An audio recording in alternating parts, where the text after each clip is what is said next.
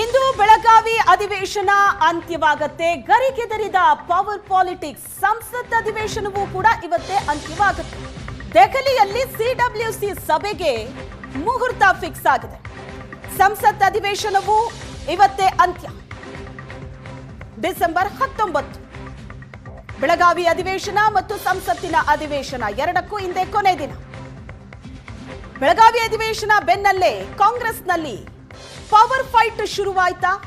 ಮುಂದಿನ ವಾರ ದೆಹಲಿಗೆ ಹೋಗಲಿದ್ದಾರೆ ಡಿಕೆ ಶಿವಕುಮಾರ್ ಮತ್ತು ಡಿಕೆ ಸುರೇಶ್.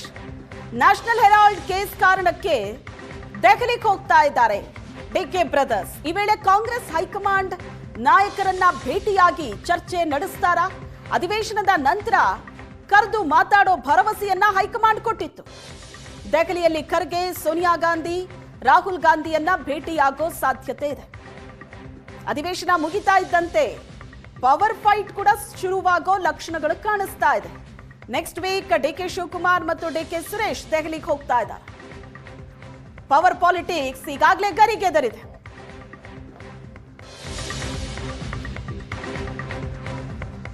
ಹೈಕಮಾಂಡ್ ನಾಯಕರನ್ನ ಭೇಟಿಯಾಗಿ ಡಿಕೆ ಬ್ರದರ್ಸ್ ಒತ್ತಡ ಹಾಕ್ತಾರಾ? ನಾಯಕತ್ವ ಬದಲಾವಣೆ ಬಗ್ಗೆ ಸ್ಪಷ್ಟತೆ ನೀಡೋದಕ್ಕೆ ಡಿಕೆ ಶಿವಕುಮಾರ್ ಬ್ರದರ್ಸ್ ಒತ್ತಡ ಹಾಕೋ ಸಾಧ್ಯತೆ ಇದೆ. ದೆಹಲಿಯಲ್ಲಿ ಡಿಸೆಂಬರ್ 27ಕ್ಕೆ ಸಿಡಬ್ಲ್ಯೂಸಿ ಸಭೆ ನಂತರ ಪವರ್ ಫೈಟ್ ನ ಬಗ್ಗೆ ಚರ್ಚೆ ಆಗಬಹುದು. ಹೈಕಮಾಂಡ್ ಎದುರು ಕೊಟ್ಟ ಮಾತನ್ನ ನೆನಪಿಸಿ ಡಿಕೆ ಬ್ರದರ್ಸ್ ದಾಳ ಉರುಳಿಸೋ ಸಾಧ್ಯತೆ ಇದೆ. ಕೊಟ್ಟ ಮಾತನ್ನ ಉಳಿಸ್ಕೊಳ್ತೀರಾ ಇಲ್ವಾ ಅಂತ ಡಿಕೆ ಬ್ರದರ್ಸ್ ಕೇಳೋ ಚಾನ್ಸಸ್ ಇದೆ. ಸಿಎಂ ಸ್ಥಾನದ ಬಗ್ಗೆ ಕ್ಲಾರಿಟಿ ಕೇಳಲಿದ್ದಾರೆ ಡಿಕೆ ಶಿವಕುಮಾರ್ ಮತ್ತು ಡಿಕೆ ಸುರೇಶ್. ಅಧಿವೇಶನದ ತನಕ ಒಂದು ಕದನ ವಿರಾಮ ಇತ್ತು. ಎರಡೆರಡು ಬಾರಿ ಬ್ರೇಕ್ಫಾಸ್ಟ್ ಸಭೆ ನಂತರ ನಾಯಕರಿಬ್ಬರು ಒಂದು ಕದನ ವಿರಾಮವನ್ನ ಘೋಷಣೆ ಮಾಡಿದ್ರು. ಡಿಸೆಂಬರ್ 19 ಅಂದ್ರೆ ಇವತ್ತಿನ ತನಕ ಅದು ಅಪ್ಲೈ. ಅಧಿವೇಶನದ ನಂತರ ಮತ್ತೆ ಈ ಚಟುವಟಿಕೆ ಶುರುವಾಗುತ್ತೆ, ಮತ್ತೆ ಜಟಾಪಟಿ ಶುರುವಾಗುತ್ತೆ, ಮತ್ತೆ ಅಧಿಕಾರ ಸಂಘರ್ಷ, ಅದರ ಬೆಳವಣಿಗೆಗಳು ಶುರುವಾಗುತ್ತೆ ಅಂತಲೇ ಹೇಳಲಾಗ್ತಾ ಇತ್ತು. ಈಗಾಗಲೇ ಪವರ್ ಪಾಲಿಟಿಕ್ಸ್ ಶುರುವಾಗಿದೆ. ನೆಕ್ಸ್ಟ್ ವೀಕ್ ಡಿಕೆ ಶಿವಕುಮಾರ್ ಮತ್ತು ಡಿಕೆ ಸುರೇಶ್ ದೆಹಲಿಗೆ ಹೋಗ್ತಿದ್ದಾರೆ.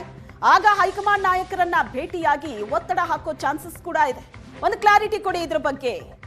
2.5 ವರ್ಷದ ಹಿಂದೆ ಮಾತು ಕೊಟ್ಟಿದ್ರಿ, ಆ ಮಾತನ್ನ ಉಳಿಸ್ಕೊಳ್ಳೋ ಸಮಯ ಇದು, ನನಗೊಂದು ಕ್ಲಾರಿಟಿ ಕೊಡಿ ಅಂತ ಕೇಳೋ ಚಾನ್ಸಸ್ ಇದೆ.